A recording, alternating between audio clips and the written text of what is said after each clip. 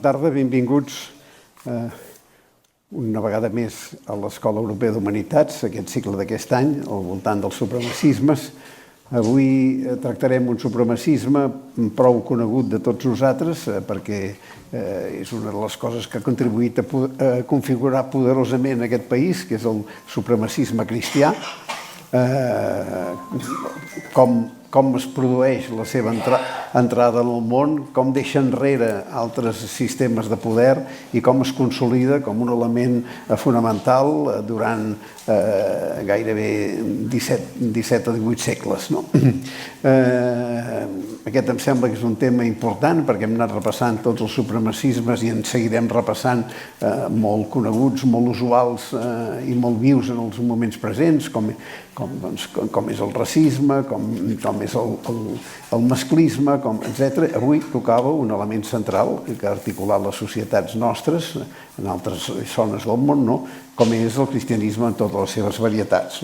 I per parlar d'aquest tema tenim a Catherine Nixey, historiadora, formada a Cambridge, on ha ensenyat durant molt temps, i periodista que treballa en aquests moments en el Servei de Cultura de The Times.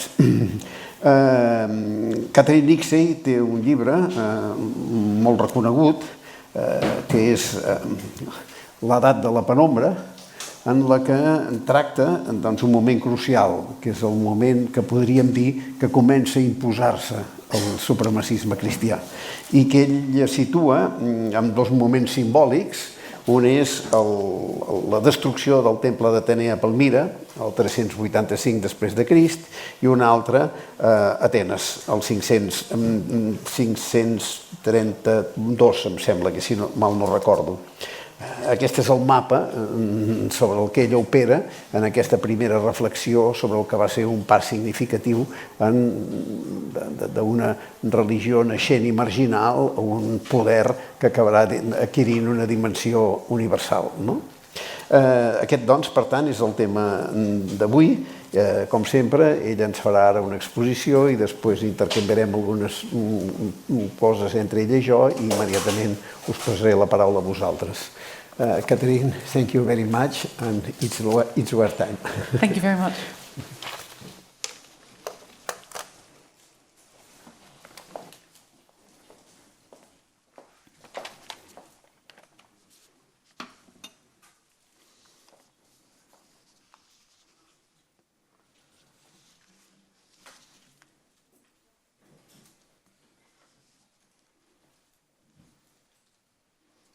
Hello. Good evening. Tonight, I want to talk to you about religious supremacism in Christianity. But those are big words and not that easy to imagine. So to imagine religious supremacy more easily, I am going to give it a face and a body. I'm going to give it the face and the body of one man in particular. And since I'm in Spain, I thought a Spanish man might be nice. So here he is. Here he should be.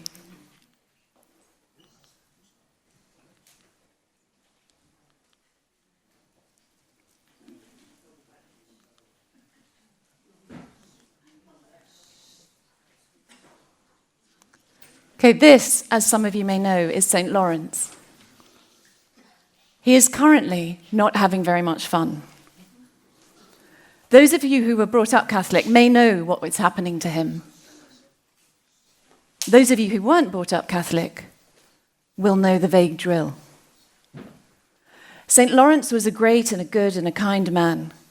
He healed the blind, gave alms to the poor, fed the hungry, the usual things. And so naturally, the Romans hated him. They arrested him, and they told him to sacrifice to the Roman gods. And he refused. So the Romans did what the Romans always did. First, they beat him with rods and staves, and he didn't give in. Then, they put pieces of burning iron into his sides, but he didn't give in. Then, he was beaten with scorpions. The historical record is a little vague on how that happened. It sounds a bit tricky to me. But apparently it was done. And he didn't give in. And then he was put on a barbecue. So St. Lawrence became the patron saint of chefs and cooks, and you can see why.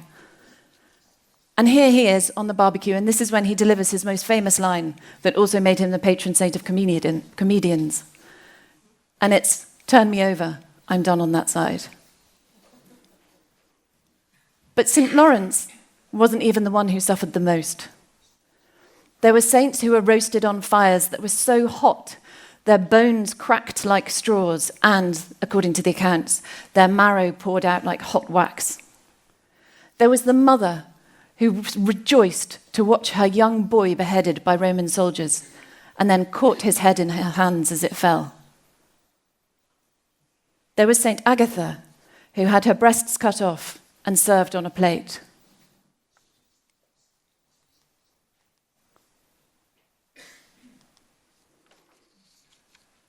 So if you want to understand religious supremacy in Christianity, then it seems clear.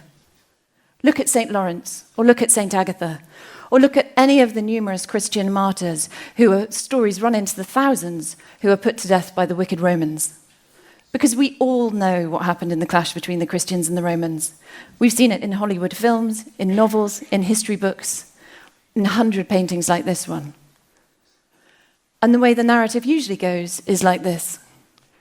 Christians, wearing white, singing hymns, nice people, are pursued to the death by vengeful Romans, who are often very nasty, often treacherous, often lecherous, and often played by Peter Ustinov. Here he is. Look at him. Clearly, he's a rotter. Now, I know this story better than most because I'm the daughter of a monk and a nun. And as the daughter of a monk and a nun, you're brought up believing many things. You're brought up believing in one holy Catholic and apostolic church. You're brought up believing in the communion of saints, the forgiveness of sins, the resurrection of the body and life everlasting. You're brought up believing that it's totally normal to wear socks and sandals in summer and to listen to Gregorian chants in the car instead of pop music. And I also believed, in the clash between the Christians and the Romans, that it was the Romans who were in the wrong and the Christians who were in the right. It's a very persuasive narrative, and it has some very good art and some very bad art behind it.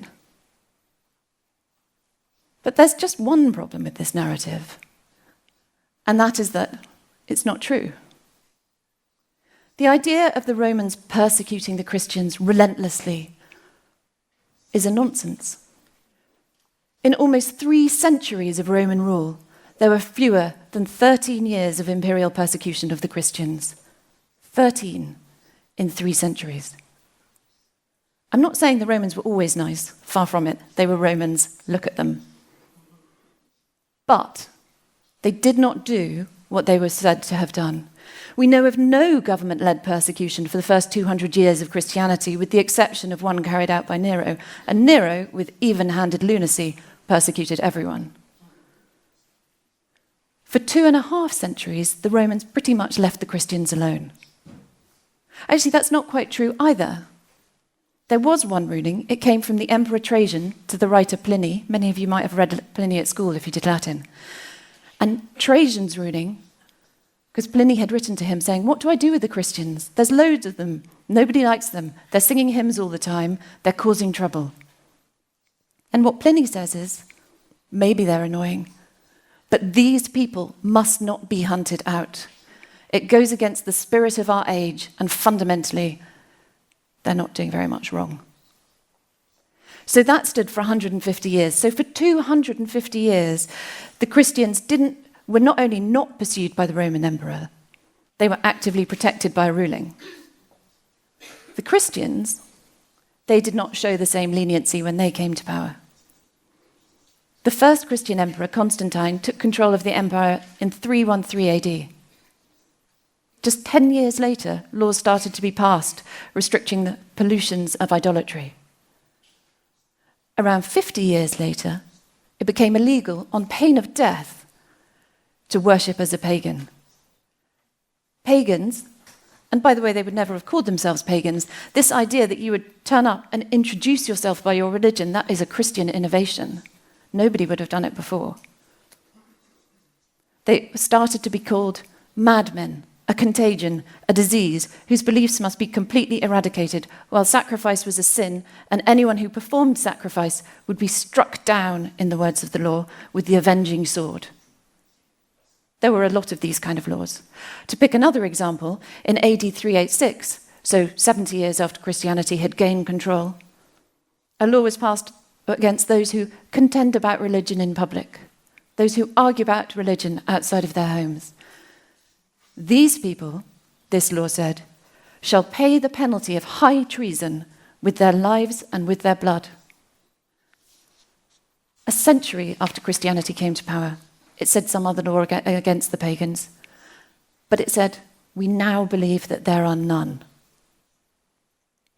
The Roman Empire allowed Christianity not merely to grow for 3 centuries, but for 250 years actively protected it, or issued a law saying that it should be. I'm not saying it always was, but that was what the emperors said.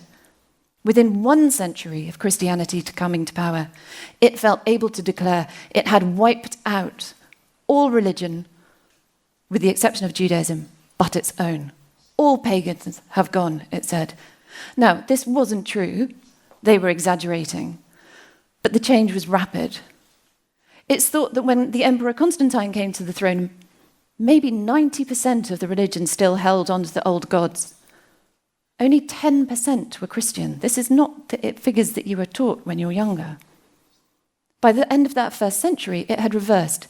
90% were probably Christian, 10% were pagan. In the space of a human life, an entire empire, stretching from Spain to Syria, had changed its religion.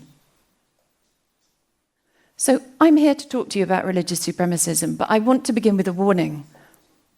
Sometimes religious supremacism is so successful, so total, so absolute, it doesn't look like supremacism anymore. Its story becomes the story. So what does religious supremacism look like? It looks like this. It looks like you were in the right and the wicked Romans were in the wrong. It looks like they are the villain and you are the victim. It looks like a narrative that can't be questioned. Religious supremacism is when the story of the other side doesn't just become unspoken or unwritten, it becomes unthinkable. So I want to tell you the other story of what happened when Christianity arrived in the Roman Empire. And I'm going to take you on a little tour of the empire. And we're going to start here in this city. I think probably lots of you recognize it. It's Palmyra. It doesn't look as beautiful as it once did. We all know why. It certainly doesn't look as beautiful as it did in Roman times. And that's when I want you to imagine it. Not as it is now. I want you to imagine it in the 4th century. So it was an oasis on the Silk Roads. They think it got its name because of the palm trees. They think they had these sort of palm-shaped leaves, Palmyra. That's, they think, where the name came from. And the Silk Road traffic passed through it. And it was so rich and so wealthy that it was said on a feast day, on a festival day, if you looked in the theatre, it was like this place filled with these brightly coloured robes, almost like a field of flowers, you get the impression. These robes of silk that were so fine and so beautifully made that it was said, and the moralists got very cross about this, you could see every line of a woman's body through the silk. They may as well not be wearing any clothes at all. And it had lots of beautiful buildings. It had monumental arches like this one. It had bathhouses, and it had temples. So I want you to imagine you're in one of those temples. It's not a big one, it's not a great one, it's not a very interesting one. But inside is this statue. So some of you who like classics might recognize this woman. She's got this distinctive, what do you call it, breast, sort of this strap across. She's Athena. If the rest of her face were there, you would recognize her by her straight Grecian nose and her sulky mouth. But you can't see that, of course, because the mouth is almost all gone. Because at some point, perhaps archaeologists think around 385 AD, the destroyers came. Palmyra was probably expecting them. For years, marauding bands of bearded black road zealots had been terrorizing the east of the Roman Empire. There are eyewitnesses of what they did when they turned up. These men, with their beards and their iron bars and their iron sense of righteousness, would go up to a temple and they would attack it. They would hit it with the bars, they would smash it with their weapons, and they would attack it with just their hands if necessary, if that was all they had. These men were Christian monks, and they were very clear. These statues were demonic and idolatrous, and they had to be destroyed. And so the reason that Athene is in such terrible shape is because in 385 AD, Christians, as the archaeologists think, came into the temple. They took a weapon, they smashed the back of her head so hard that she was decapitated with a single blow. The head fell to the floor, slicing off that nose, crushing her cheeks. But mere decapitation is not enough. More blows fell, scalping Athena, cutting off her arms and chopping her shoulders off, and then pushing her from her pedestal.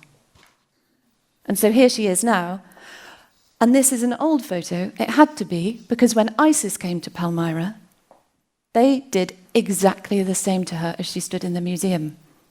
They released photos. You could see her on the floor.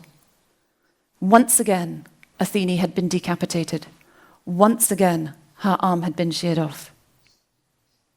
And this time, it had been done by ISIS. But once again, it had been done because she was idolatrous, demonic.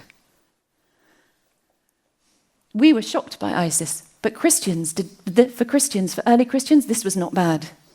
St. Augustine said that all superstition of pagans and heathens should be annihilated, is what God wants, what God commands, what God proclaims. He encouraged people to go and sack a temple near him in Carthage, and when one was destroyed, he rejoiced. So this narrative of religious supremacism can be hard for us to take in today. It's so alien to what many of us, especially what many Catholics, were brought up with. But consider this.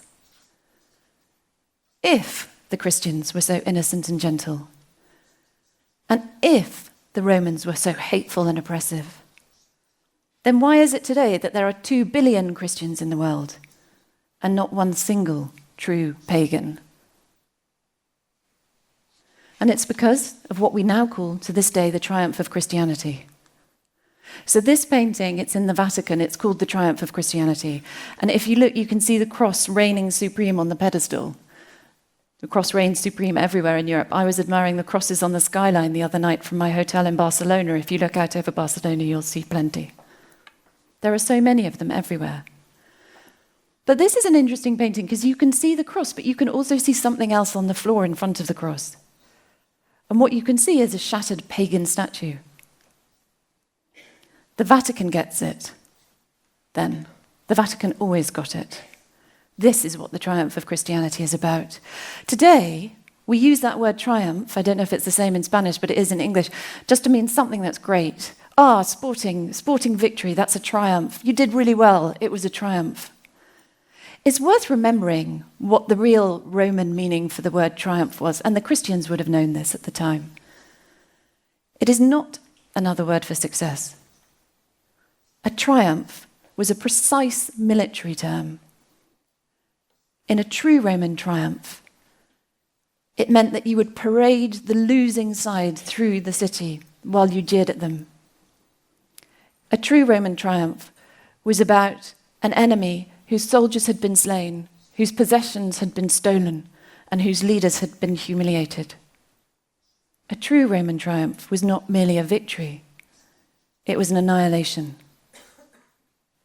And as with any annihilation, the same things happened. In the Christian triumph, there was a destruction and loss of art, there was a destruction and loss of books, there was a destruction and loss of temples. But above all else, there was a destruction and loss of all stories except its own. And so, to those who find the idea of Christian aggression hard to take in, I'd like to offer you this woman, Hypatia. It's a very nice painting. I feel like I ought to say it's probably not 100% historically accurate. The Victorians really liked Hypatia. They got very excited about her. They painted a lot of things like this, wrote a lot of thrilling books about her. Not without reason. Hypatia was quite amazing. She lived in Alexandria at the end of the 4th century, and she was a mathematician and an astronomer. She was said to be the best mathematician of her generation. Her father had taught her, and her father had been such a good mathematician. He had edited the works of Euclid so well that if you study Euclid today, you are using the work of Hypatia's father. So, they were an impressive family. She didn't go in for Christianity, so she's living in a time, Christianity has been in power for maybe 70 years. Hypatia is not Christian, she's pagan still. But she's not going in for these big divides, she's not having fights with people about Christianity. She treats everybody the same. She was hugely popular with everyone, and this is what would lead to her downfall. I don't think she went in for the tumbling curls and the naked on the altar look. She instead dressed in the austere philosopher's cloak. This is what philosophers wore in the ancient world. She was devoted to the life of the mind rather than that of the flesh, and she remained a virgin to the end of her life. And any of her pupils who were bold enough to tempt her on this got a bracing response. It said that one of her students fell in love with her, and not being able to conceal his passion, confessed his feelings. Hypatia responded briskly. She brought some of her sanitary towels and threw them before him and said, "You love this young man, and there is nothing beautiful about it." That one didn't find its way into any Victorian paintings. So people adored Hypatia. They called her this luminous child of reason. She had power and she had influence. And she didn't go in for divisions between the pagans. What she loved was reason, civilization, and mathematics. The Christian bishops loathed her, and so the rumors began against this powerful, clever, non-Christian woman. She wasn't really just a clever woman, the Christians said. Hadn't everyone seen her use symbols in her work and astrolabes? The illiterate Christians knew what these instruments were. They were not the tools of mathematics and philosophy. Instead, they were the work of the devil. Hypatia was not a philosopher. She was a creature of hell. It was she who was turning the city against the Christians, with her trickery and her spells. Naturally, she looked appealing enough, but that's how Satan works. Hypatia, they said, had beguiled many people through her satanic wiles. And so, on one day in 415 AD, the Christians of Alexandria decided to stop her. One morning she set out, as she usually did every day she went on a ride around the city. She set out for her usual ride in her carriage. And suddenly she found her way blocked by a multitude of believers in Jesus Christ. They ordered her to get down from her carriage. She must have known when she climbed down how serious her situation was. As soon as she was on the street, a mob of Christian men, under the guidance of a church magistrate called Peter, a perfect believer in all respects in Jesus Christ, surged round and seized what they called the pagan woman. They then dragged Alexandria's greatest living mathematician through the streets to a church. They stripped her of her clothes. They ripped anything that she was wearing from her body, and then using broken pieces of pottery, they flayed her skin from her flesh. Some say that while she still gasped for breath, they tore out her eyes, and once she was dead, they tore her body into pieces and threw what was left of the luminous child of reason onto a pyre and burnt her. So what happened between the clash between the Christians and the Romans? Well, on this tour of the Roman Empire, I now want to take you to here. I want to take you to Athens, actually. These are not in Athens. I don't know if they're as infamous in Spain as they are in Britain. These are in London, and we're currently having a fight about them. So you might recognize them. They're the Elgin marbles, and you might notice they're missing something. The Greeks would say they are missing the Parthenon as a backdrop, quite reasonably. But they're also missing their heads and their hands. Most people think that this happened when Elgin took them off, that he just somehow broke them. But it wasn't. Almost certainly they have no heads and hands, because when the Christians converted the Parthenon into the church, They went about them with blunt instruments, just like the other ones in Palmyra, mutilating these statues, chopping off their heads, chopping off their hands, because they were demonic. This is some of the finest statuary Greece has ever produced, and almost certainly that damage that you see was largely done by Christians. I was suspicious of this, so I went round these with the head of the... he's called the head of Greece and Rome, I think. They have fantastic titles at the British Museum. And I said, how do we know it wasn't time? How do we know it wasn't an accident? How do we know they didn't just get knocked off by somebody being too rough when they were near them? And he said, maybe, but you don't really get things knocked off by accident if you're 30 feet up in the air. So some of the finest statues that mankind had ever produced, smashed by Christians, ground into rubble, possibly used as cement for building their churches. But then the Christians needn't feel bad about this, because as one influential abbot said, there is no crime for those who have Christ. This was God's good work. They were not really just smashing statues, they were getting rid of demons. Now, you can see a little demon here. He looks like quite a sweet little demon, actually. The demons don't come into Christian histories much these days. The Christian modern theologians have kind of gone off them. I think they find them a bit embarrassing. And if you look at him with his hairy knees, he looks like he's got hairy knees, he's got hairy feet as well. You can see why. They don't write about them. They don't register them almost. You can read whole books of early Christian history and demons don't come into it, but they should. They should, because they really, really mattered to the early Christians. Everyone writes about them. St. Augustine spends a very, very long time writing about demons. The early Christians wrote about them in the same way that Victorian naturalists wrote about animals. So they describe everything from their smell, which is revolting, their geography, they loved to hang out in Rome. They describe the feel of their skin, which was deathly cold. And they even describe their sexual habits, which are varied, imaginative, and persistent. You might think you don't know much about early Christian demons, but you do. You will, I am sure, have heard of the 7 deadly sins. So originally, they were 7 deadly demons. There was gluttony, lust, avarice, sadness, anger, listlessness, vainglory, and pride. The eagle-eared among you, eagle-eyed, will have noticed that there were originally 8. There was 8 in that list. But one of the deadly sins, listlessness, true to form, dropped by the wayside. And demons were interesting because they made people do terrible things and think worse thoughts. They would appear as different things. Sometimes they appeared as flocks of crows. Very often, to monks in the desert who didn't have a lot else to do, they appeared as naked women. Sometimes they appeared as naked, dissipated women. Sometimes they appeared as naked, dissipated women who sat on their thighs and made them burn. Sometimes, and analyze this one, they appeared as young, naked Saracens who danced naked for the monks and then said, "Elder, do I dance well?" There's some of my favourite demons are demons who appear in monasteries as tax collectors or government inspectors, and the abbots wrestle those ones to the ground.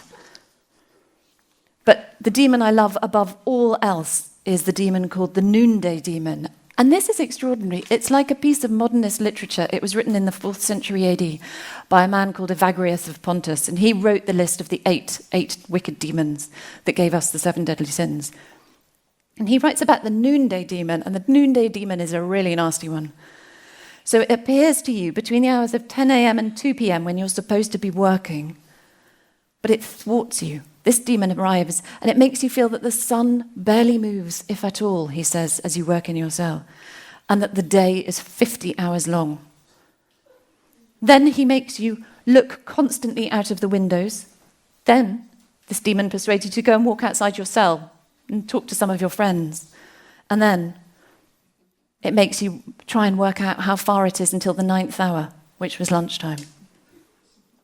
Then this wicked demon makes the monk, and these are the actual words, this is an extraordinary. He makes the demon makes the monk rub his eyes and stretch his hands.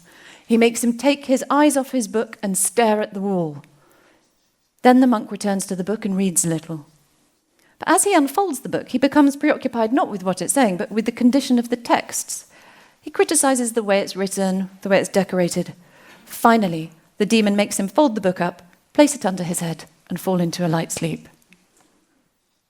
I think we all know the noonday demon. And among all the things that the demons did, the thing they did that was most known and most loathed was that they lived in the temples. And so they had to go. So, you can't really see it. This is a Christian bishop, and he's standing on something which is called the Serapeum. So nobody knows about the Serapeum now. When you think of beautiful temples in the ancient world, you think of the Parthenon, you think of the Pantheon, you think of these famous temples that are still standing. The ancient world didn't talk about those. The ancient world loved a wholly different temple that almost no one's heard of now, and it's the one that's beneath his feet here. It was called the Temple of Serapis, and it was in Alexandria.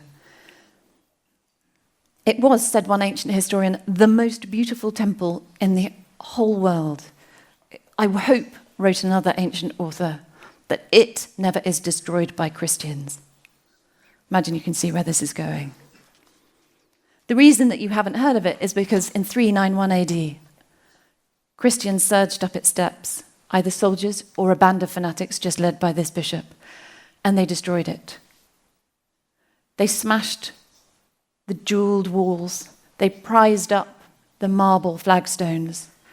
They took the beautiful statue, inside had been a beautiful statue, they dragged it down, they took it out, they burnt it in the amphitheatre.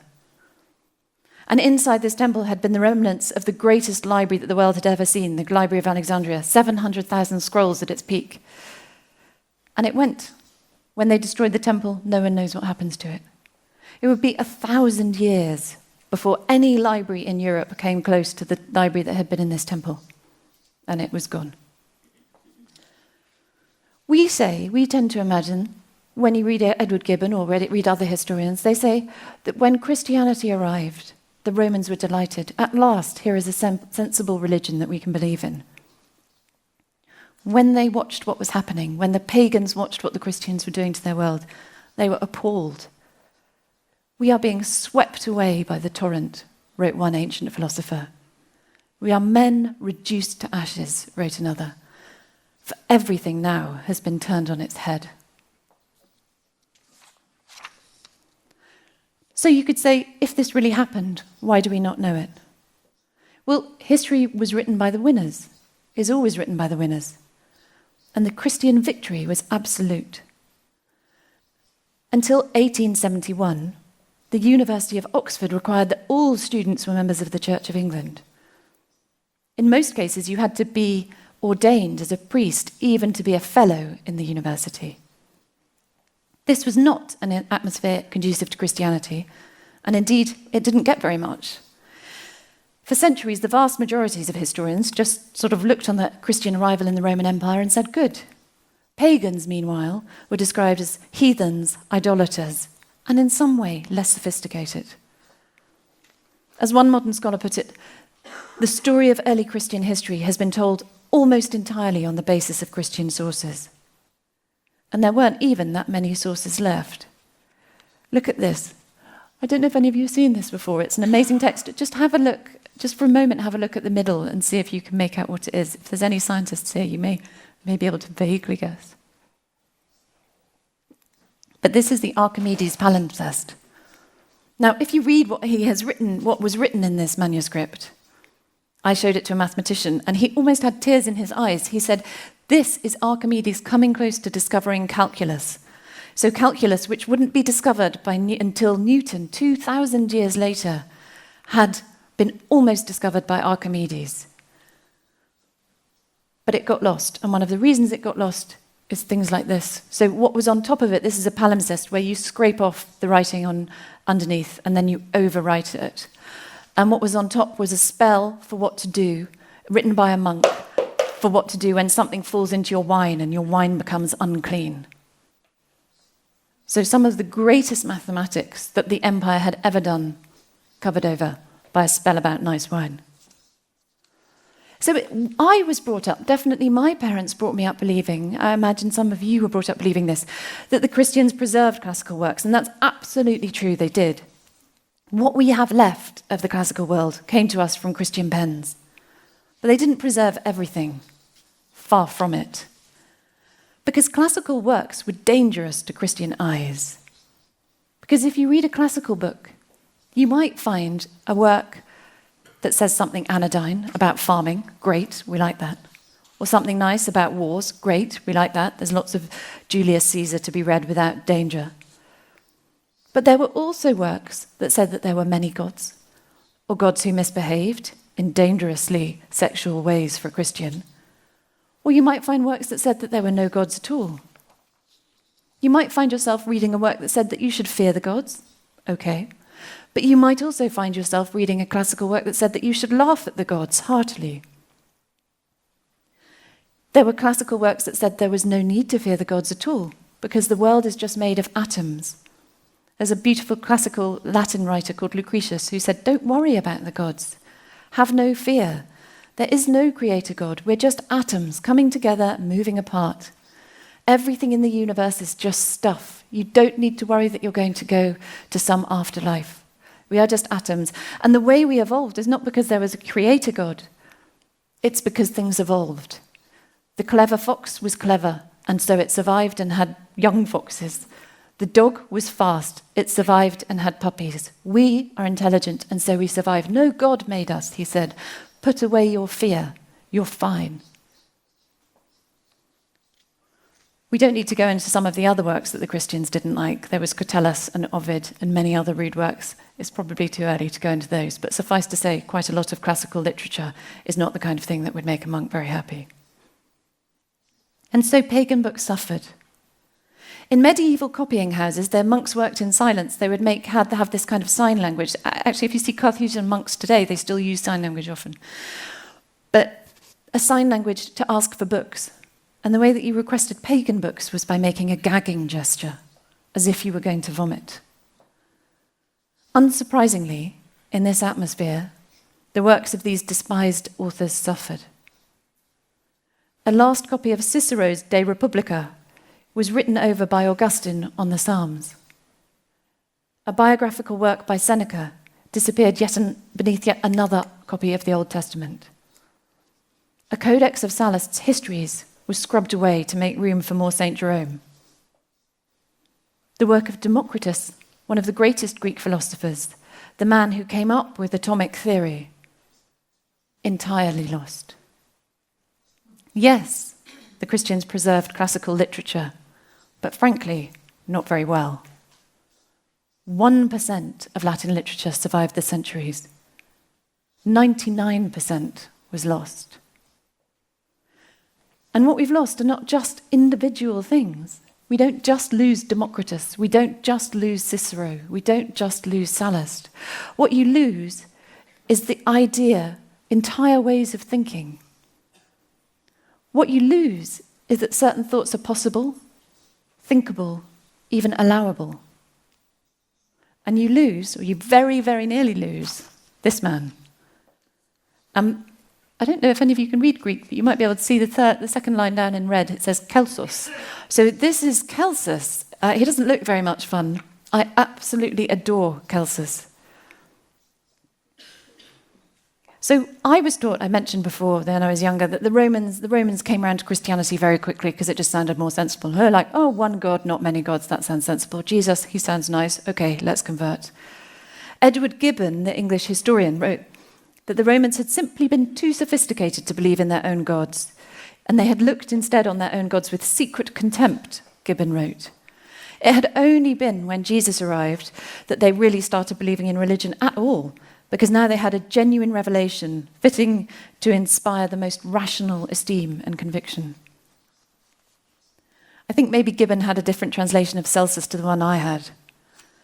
Read this writer, and he doesn't seem to think that Christianity is rational. He thinks it is instead ridiculous, laughable, the sort of thing that a woman would be ashamed to say when she was putting a child to sleep, and this is his verbatim quote on the Old Testament, utter trash. Celsus and other writers then would go on, they pick holes in particular bits of the Christian story.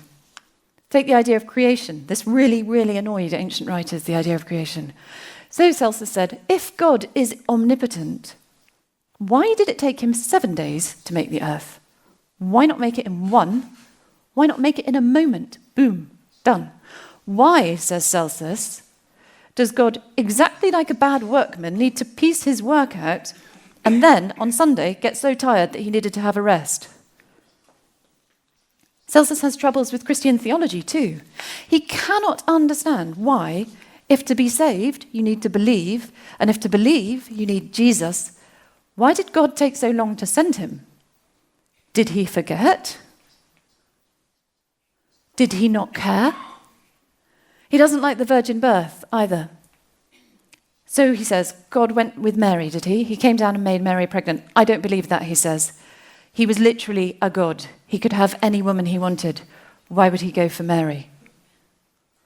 Celsus said that Mary was instead conceived by the rather baser method of a Roman soldier named Panthera, which is sounds very like the Greek word for virgin, which is Parthenos. You see it in the word Parthenon as well.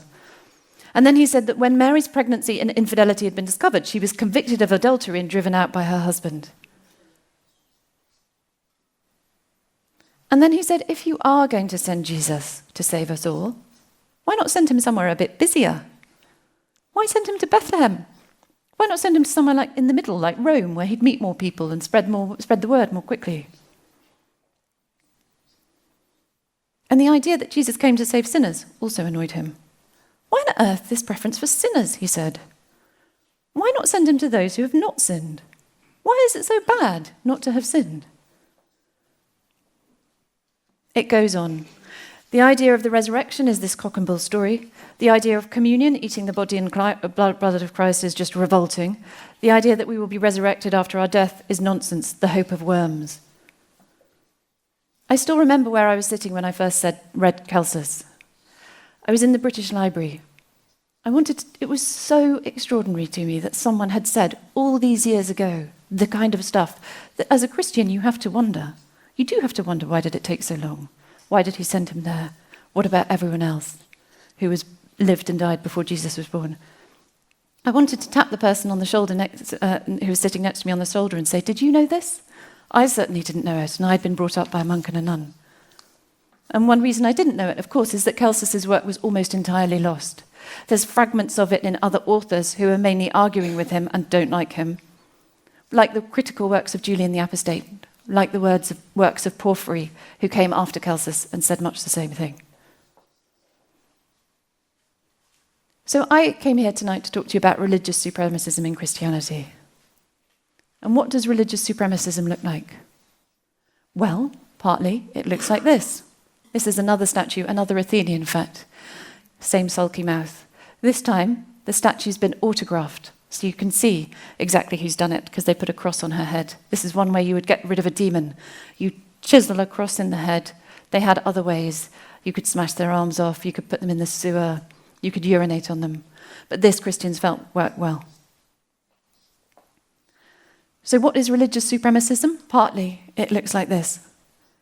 It looks like statues that have been destroyed and temples that have been smashed. And it looks like books that have gone. Although that's not quite true.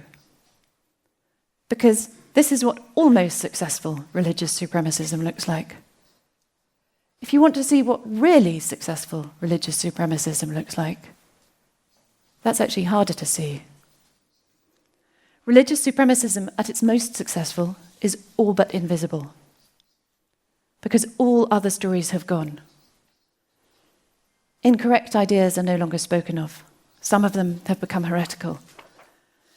And it's worth remembering what that word heresy means. It sounds like a bad word to us in the modern era, but originally it wasn't. In ancient Greek, heresy, hieresis, comes from the verb hiereo, which simply means I choose. Heresy in the ancient world meant choice. And it was not a bad thing. It was a good one. They have scanned ancient literature to see if they can find any taint of negativeness to the word heresy, and they can't. The ancients thought that using your reason to choose what you wanted to do was a great thing, the best thing almost. It was not good to the Christians. For Christians, heresy, choice, became a sin. One of the most moving pleas for religious toleration I think I've ever read comes from the 4th century. It comes as an altar in Rome that they always sacrificed on before they had a meeting of the Senate. And the Christians want to take it out because they think that demons will get them. If this altar is still there and they're in the Senate, they will be polluted. So they're trying to take it out. And the Romans are begging them to leave it. Please, they say, it doesn't matter. All religions really are the same. And this writer called Symmachus writes this letter to the Christians and he says, please, just leave the altar. We know what you think about religion, but just leave that. And then he writes to them and he says, we see the same stars. The same sky is shared by all. What does it matter what route a person uses to seek the truth? It mattered to the Christians. Choice to the Christians was wrong. Heresy was evil. Jesus had said, I am the way, the truth, and the light. He had not said, I am one of the ways, one of the truths, and one of the lights. Christianity alone was correct. So what does successful religious supremacism look like? Well, actually, you barely see it. It looks like the things that we all believe. It looks like the words we all say. It looks like the rites that we perform without questioning them. It looks like that, and also looks like this. Happy Christmas.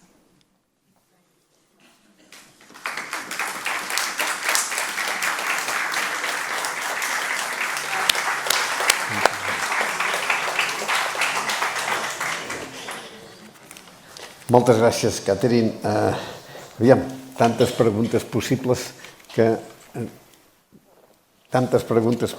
no sé per on començar, però tanmateix, després d'aquesta definició final, el supremacisme religiós que té èxit és invisible, això ens faria pensar que en aquest moment present el supremacisme religiós és més poderós que en altres moments en què era tan sorollós i espectacular? No, I think you'd struggle to say. I think you'd struggle to say that it's still as powerful as it was. I mean, in Spain, certainly. I mean, you had the Inquisition, so you know what really successful religious supremacism can look like. But what I mean, I suppose, is when I wrote this book, genuinely, I mean, I was shocked reading some of the things I read. When I read Celsus, I don't know how many of you had read Celsus when you were growing up, but certainly I was blown away. I had no idea. And I had been brought up reading these things. When I pitched this book to publishers, I said, I want to write a book about what the Romans thought of the Christians. And literally people were like, what? Like, it just doesn't happen. It doesn't appear. I mean, the history of Christianity is really told almost entirely on Christian sources and almost entirely on one particular sliver of Christian sources, so what we call the Orthodox. Anem una mica als orígens del teu relat. Com és possible que en un país que hi havia, en un territori que hi havia un 90% de pagans i un 10% de cristians, Constantí aconseguís arribar al poder i donar la volta a la situació? This is a really good question. So the thing that's important about Constantine, I think, people always talk about Constantine and say, what was his secret? I honestly think his biggest trick was just not dying for a very long time. So Constantine was in power and moving Christianity forward for 30 years. That's really unusual. As a Roman emperor, you had a very, very high chance of being murdered or meeting some kind of sticky end. So you had basically a higher chance of surviving a fight as a gladiator than you did of dying in your bed as a Roman emperor. So you say, why was Constantine so successful? Why did he manage to bring in Christianity? Well, partly, it just happened to be the one that he chose. He had gone for other religions before, so he had also, before he sees, Constantine, I'm sure you know this, but he converts to Christianity when he's going into a battle, and he has this panic. He thinks, oh my God, I haven't got enough soldiers. And then he thinks, what can I do? It's too late.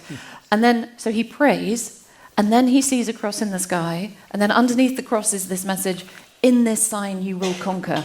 which is not the most Christian thing I've ever heard in my life, but it was good enough for Constantine. He converts. He'd previously had a vision of Apollo, also when he was on campaign, also when he was sort of in a military mode. But Christians talk less about that one. So what happens is Constantine, it's a sort of series of chances, the way I see it. I mean, Christians would say it was destiny. Maybe. It was God's will. I see it's a series of chances. He has this battle, he prays, he sees this vision, he wins the battle, and then he just doesn't die. I mean, Julian the Apostate comes along 30 years after his death and tries to turn the empire back. But Julian the Apostate dies after almost just 1 year in power. So he doesn't succeed. So the really, really, really powerful thing was that Constantine was powerful and he lived a long time.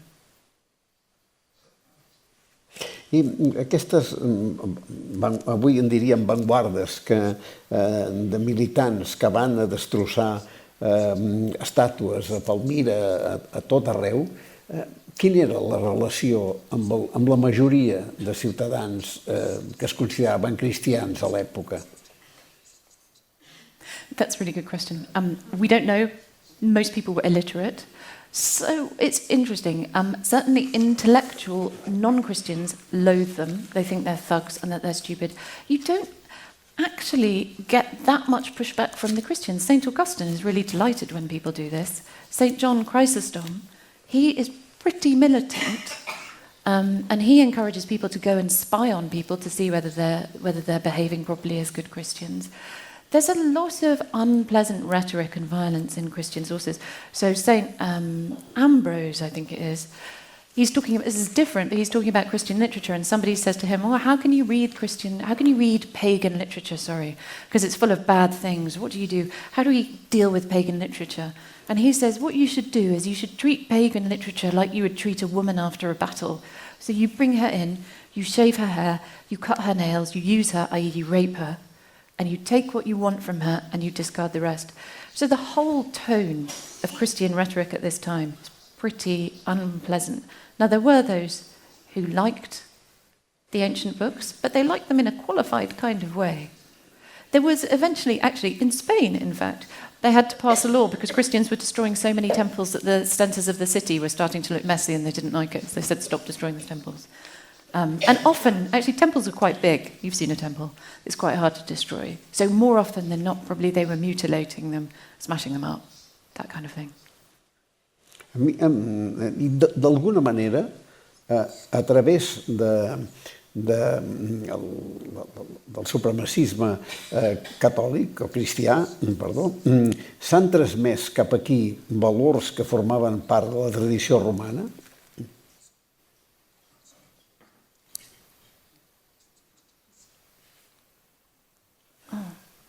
Sí, no, d'alguna manera, a través del cristianisme hegemònic, s'han transmès cap a la modernitat valors que formaven part de la tradició romana. The Roman Empire through Christianity? Yes, I suppose. I mean, it was the water in which they swam. Paying your taxes.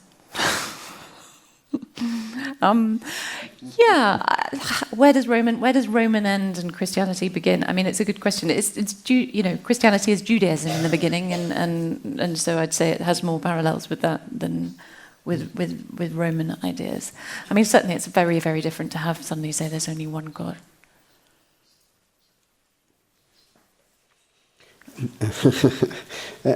Insisties en una idea. Tot aquest relat, en el fons, és el relat dels guanyadors. I el relat dels guanyadors sempre amaga i modifica les coses. Quines coses grosses poden haver desaparegut en aquest relat? I mean, genuinely, just the idea that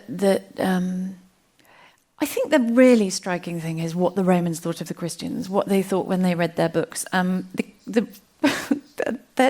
They're very funny. I mean, actually, I think humour is one thing that you really lose in the Christian narratives. If you spend a long time reading St. Augustine, I have to say, it's very interesting, but there are not many laughs. If you read ancient Roman literature, suddenly it sort of feels, it kind of comes to life. And one of the things that the Christians just can't get over is how badly written Christian texts are. So the Bible is supposed to be the word of God, but if you're reading this, it would seem that God isn't very good at grammar, and he has quite strange vocabulary choices that are a bit embarrassing. And it's just that I think what you lose is you lose the sense of this intelligent, sophisticated empire looking at this religion. It's hard for us to imagine Christianity as unsophisticated because we know Christianity, we know St. Augustine, we think of the Sistine Chapel, we think of Michelangelo, we think of everything that came after. And to us, Christianity is culture. To Romans, it was basically idiocy. They couldn't get over it. And they couldn't quite believe what you get with Celsus. They can't quite believe that anyone is going to believe this rubbish. That, I think, is what you lose. I creus que el supremacisme religiós, cristià en particular i religiós en general, té futur? Do I want to? Si el supremacisme cristià en particular i religiós en general té futur? Oh, it's done very well so far. Christian supremacism in particular, who can predict the future? I mean, who in 150 AD would have looked at the Roman Empire and said in 250 years we're all going to be Christian? Might have a future, I don't know. It feels like the world is more fractured now, but who knows?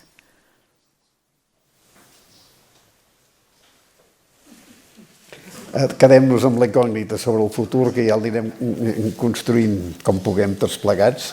Ara us passo la paraula. Qui comença? Bona tarda. La felicito per la seva exposició, que es diu... Vostè va forta i, a més, té ironia. En fi, m'ha interessat molt. Li volia preguntar sobre un aspecte així que ha esmentat de passada, que és quan el cristianisme conmina els pagans a desaparèixer, però el judaïsme és l'excepció. Llavors, la meva pregunta va sobre aquesta excepció cultural, que en diríem avui, del judaïsme. Crec que els jueus ja se'l van guanyar abans de Crist. Hi ha un llibre d'un professor català molt important que es diu Josep Montserrat, que es va titular en castellà La sinagoga cristiana. La seva tesi, crec que correspon amb el que vostè diu, és que mentre el cristianisme és secta del judaïsme, no hi ha problema, perquè els jueus ja estaven absents dels ritus comuns pagans, allò que Sant Llorenç s'hi nega. Si ets jueu, si t'hi negues, no passava res. Si ets cristià, ja tens problemes. Quan el cristianisme deixa de ser secta del sinagoga, és quan comença a tenir problemes. Aquesta, la tesi d'una persona, no sé si el coneix, és molt important, els seus escrits. Ell havia sigut capellà, després és un ateu absolut, i té 80 i pico d'anys i que en tingui més. Però la pregunta és per aquest origen de l'excepció cultural del judaïsme, perquè això tindria un paral·lelisme amb altres episodis històrics, però que més o menys ara parlar de jueus és una miqueta complicat, però ara passa que jo no em puc fer jueu, i tinc la cara de jueu total. Però si dic, jo crec en el judaïsme, sisplau, diu no, la seva mare no és jueva, no hi ha manera. En fi, la pregunta per l'excepció cultural del judaïsme, sisplau. It's a really interesting question. You're absolutely right. When they were a sect within Judaism, they were annoying to other Jews, but not to the Romans.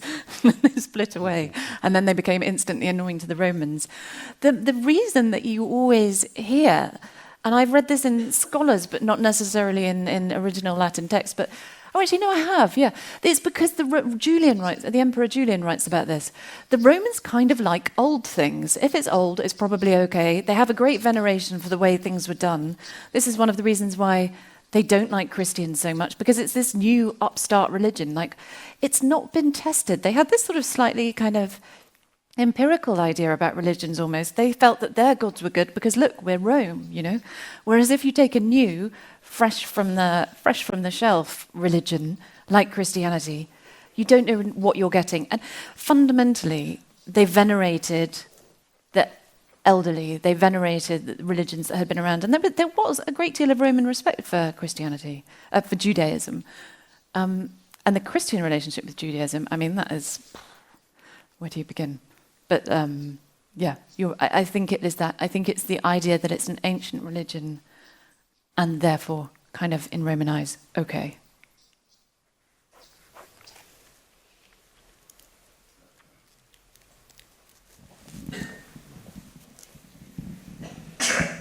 Gràcies. Felicitats per la conferència. Jo tinc dues curiositats.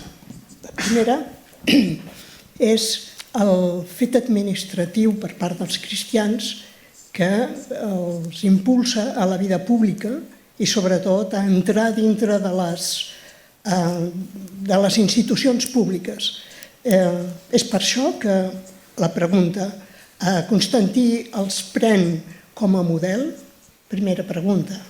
Segona, per què esdevé al cap de 60 anys de morir-se Constantí l'última persecució als cristians amb una matança extraordinària? Moltes gràcies.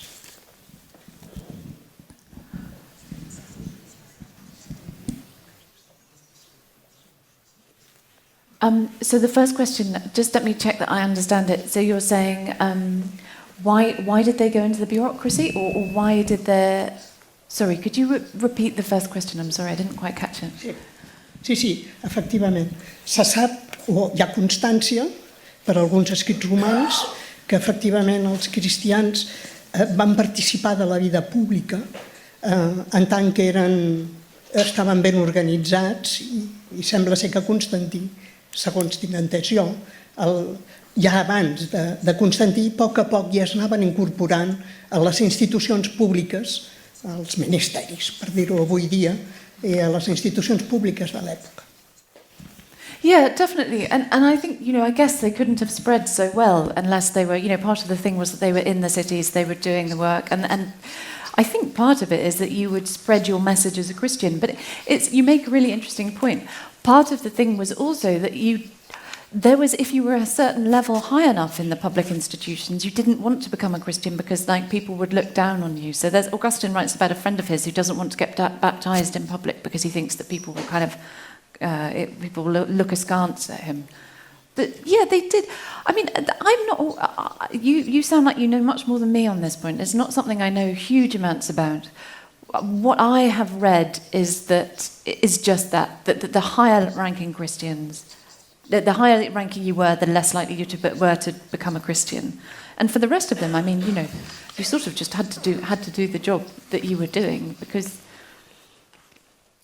you needed to earn your living. I'm sorry, I feel I haven't answered your question. It's not something I've come across much actually, but it is very interesting.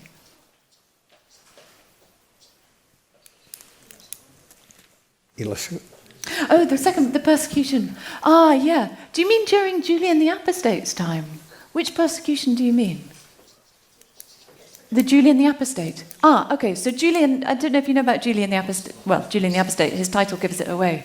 But he turned against... Apostate is a Greek word. It means sort of stand from. But really it means something a bit closer to traitor. It's a not very nice word at all.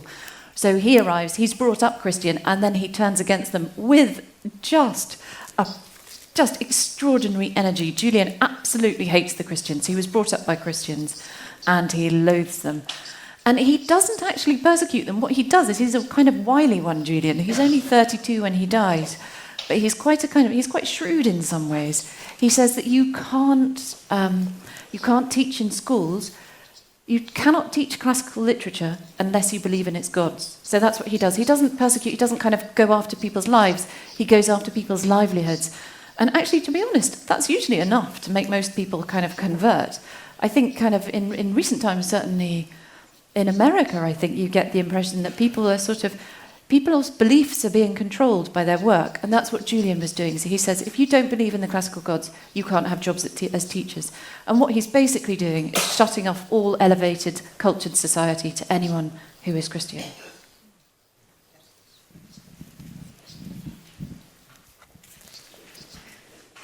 Moltes gràcies i s'ha de ser molt valent per tot el que has explicat. Tornem a Constantí. A veure, Constantí deixa de perseguir cristians per influenciar per la seva mare Helena a partir de l'edicte de Milà. Però, en canvi, no es converteix al cristianisme fins que es mor, fins que està a punt de morir-se, no? O sigui, ell no deixa de ser-ho. Això també no deixa de ser curiós, no? De que no has comentat aquest punt. No, I didn't mention that point. It is a fascinating point. And you have these amazing statues of him when he looks more like Apollo. So the funny thing about Apollo and Christianity, Constantine and Christianity, I always think that Constantine is a very pagan Christian and Julian is a very pagan Christian, and Julian is a very Christian pagan. It's like they kind of are the mirror image of each other. So Constantine says he's for Christ, but keeps behaving in this weirdly pagan way. So he allows the temple to be built to the genius of the royal family, the genius in the sense of spirit, kind of Newman, the kind of deity almost of the imperial family. Whereas Julian is a very kind of single-minded pagan who behaves much more like a Christian. But yeah, you're right. What was Constantine? I mean, I think he doesn't get baptized until the end, but that's not wholly unusual in this period because you want to have all your sins washed away just before you leave this life. And what his conception of God is, I mean, like, who wouldn't want a day in a room with Constantine to ask him how he saw it all panning out? Because he still continues to have coins minted showing him next to Apollo, even after he's made the Edict of Milan, even after he's said that, even after he's had the vision that in the sign you will conquer. He's fascinating, and I think basically most historians are just like, how do we get to the bottom of what Constantine thought? But I think fundamentally Christian with some pagan seasoning. Hola, bona tarda. Enhorabona un cop més per la presentació, ha estat magnífica. M'agradaria demanar-li una valoració i una opinió respecte a la qüestió de la religió com a... Vostè ha comentat en un punt de la intervenció que era certament ridícula la religió cristiana enfront, o que els romans consideraven que la religió cristiana era relativament ridícula, no? I que per tant no entenien com la gent s'hi estava convertint, no? I li demano la seva valoració.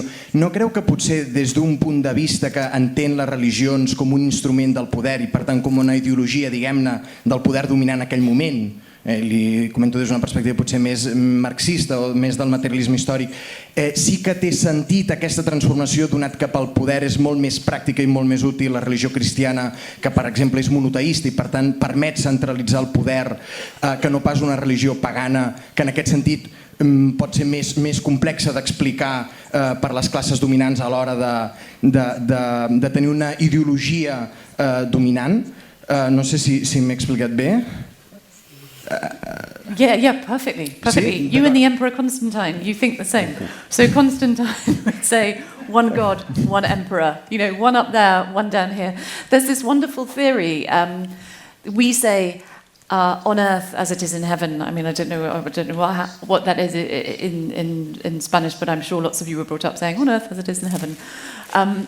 What some theologians now say, in heaven as it is on earth. So you get one emperor, and then he puts one god in heaven above him because it works. So it's called politicomorphism. But you're absolutely right. And there is this idea that Constantine had this hope that it was totally dashed, but that he would unite the emperor, this fractured, difficult, fissile Roman empire, underneath one god. And then he gets all the Christians together and he discovers, like everyone always does, that nobody hates each other like a Christian. And then they all start having fights and Constantine's like, stop it. But the dream is there. Yeah, you're absolutely right. And it does make sense. Politically, it makes sense. And also, we don't know, I'm saying Romans, I'm saying this very loosely, the sort of 4 texts that we have that tell us what Romans think are pretty contemptuous. What did the other Romans think? I don't know. But it's a great point.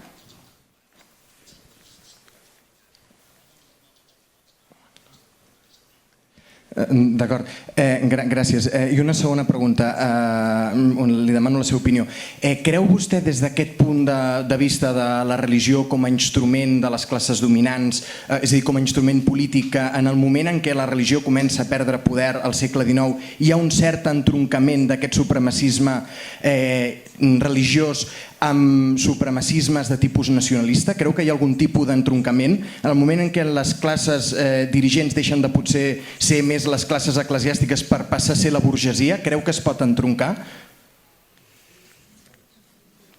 Oh my God, yes, definitely, definitely. And also the other thing I would say, increasingly I'm writing a new book that's called Heresy. And increasingly in it, I study a lot of what attracted people to Christianity. And increasingly I think, there was a German theologian in the 19th century called Adolf von Harnack, and he said Christianity is a medical religion. And I think the other thing that rose and weakened Christianity was healthcare. So I don't know if in Spain, but in Britain during the pandemic, there was a rise in religious belief. And there's an argument to be made when you look at the prayers from the ancient world that much of ancient religion is really just healthcare with a halo. So I think the rise of science, the rise of healthcare, and yeah, as you say, like getting power away from the ecclesiastical classes, all of those.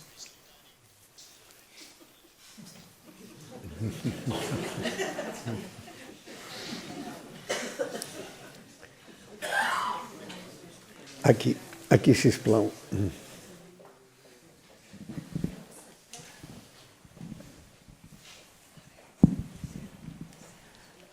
Bueno, moltes gràcies per la conferència, molt interessant.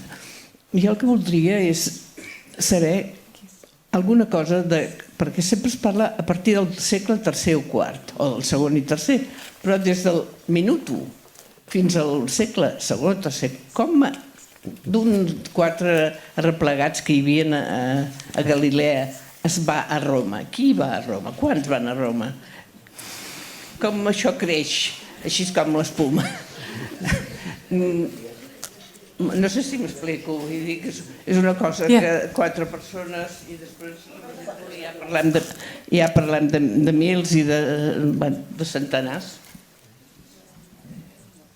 This is a great question. This is a really interesting question, and people wonder a lot about this. And there's a book coming out by an academic in Cambridge called Tim Whitmarsh, which looks at exactly this.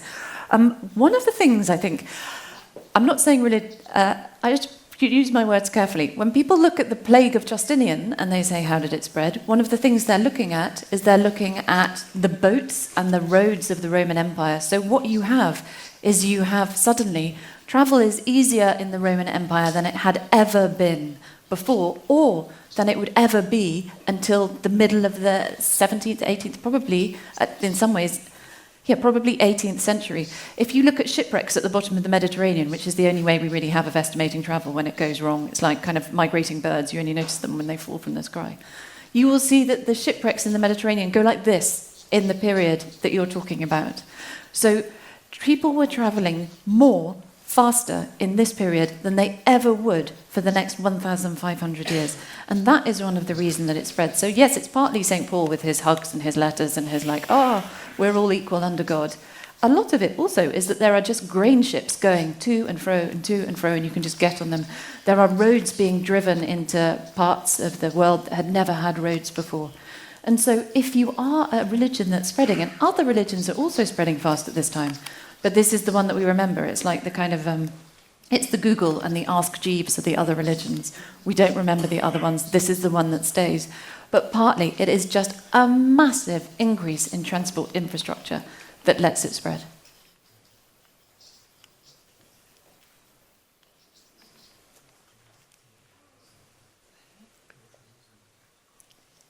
Hi ha alguna cosa més? Si no, deixeu-me que faci jo una última pregunta. Si ens situem avui, hi ha una diferenciació de models supremacistes en religiosos o en el fons comparteixen una estructura bàsica? Different religious supremacisms across the world, Avui? Yeah. Mm-hmm. Well, I think fundamentally, they can do it in very different ways, but it is that fundamental thing. I think the word heresy is a really useful one to think about. It is that idea that all choice is gone and the only way is this way. And you compare it to, there are such beautiful passages. I mean, I read one there, but there are such wonderful, heart-stopping passages in ancient classical literature in which they say, there's Herodotus says it in the 5th century BC. He says, if you got everyone from all the nations of the world together and you said to them, what are the religions that you think is best? He says everyone would naturally say their own, and nobody but a madman would think to contradict this. And I think the change in religious supremacism, and I think monotheism can supercharge supremacism, and I think we've seen that in lots of religions, but I don't think it has to be monotheist. But I think the idea is just this idea, the opposite of the Herodotus idea, that what matters is mine. It's the opposite of that we see the same stars, the same sky is shared by all. What does it matter? It's the other way. And I think that's what all religious supremacisms share. Moltes gràcies. Okay.